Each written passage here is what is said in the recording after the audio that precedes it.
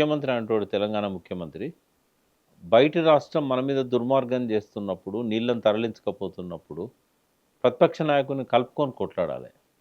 దీనికి భిన్నంగా ఏం చేస్తున్నాడంటే ఆంధ్ర ముఖ్యమంత్రిని కలుపుకొని, అధికారంలో లేని ప్రతిపక్ష నాయకుడిని నిందించడం, టార్గెట్ చేయడం చేస్తుంది. పాలమూరు రంగారెడ్డి గురించి మీరు కేసీఆర్ గారు మాట్లాడితేనే గదా! ఆ విషయాన్ని పైకి తీసుకొచ్చింది. మరి అది మాట్లాడకపోతే ఇంకా అన్యాయం జరిగేటట్టుంది కదా! ఆయన గొంతు ఎత్తిండు కాబట్టే కదా ఇంత చర్చనీయాంశమై వాస్తవాలు ప్రజలకు ఇవాళ మనం తెలిసినాయి. మాట్లాడుకుంటుంది ఇవాళ దాని మనం గురించి. మాట్లాడుకుంటున్నాం. ఇప్పటి వరకు రాలేదు గదా! ఎప్పుడు కూడా చర్చలోకి దీంట్లో. ఎప్పటికైనా హ్మ్.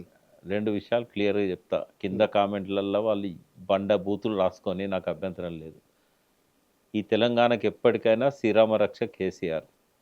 ఈ తెలంగాణకు ఈ భూమి ఉన్నంత కాలం, కాంగ్రెస్ పార్టీ ఉన్నంత కాలం విలన్ కాంగ్రెస్ పార్టీ. అది రేవంత్ రెడ్డి ఉంటాడా, శ్రీధర్ బాబు ఉంటాడా, ఉత్తమ్ కుమార్ ఉంటాడా, ఈ ఈ భూమి మీద 2 చరిత్రలు శాశ్వతంగా మిగులుతాయి. తెలంగాణ భూమి ఒకటి మీద. ఒకటి కాంగ్రెస్ విద్రోహ చరిత్ర, ఒకటి టీఆర్ఎస్ కేసీఆర్ తెలంగాణ కోసం చేసిన పాజిటివ్ చరిత్ర. ఈ రెండే మిగులుతాయి.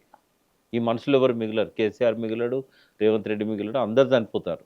బట్ చరిత్రలో 500 సంవత్సరాల తర్వాత ప్రజలు అర్థం చేసుకునేది ఏంటంటే, తెలంగాణకు తీరని ద్రోహం చేసింది కాంగ్రెస్ పార్టీ. తెలంగాణను మళ్ళీ సాధించి ఒక శ్రీరామ రక్షగా నిలిచింది బీఆర్ఎస్ కానీ, బీఆర్ఎస్. కేసీఆర్ కానీ.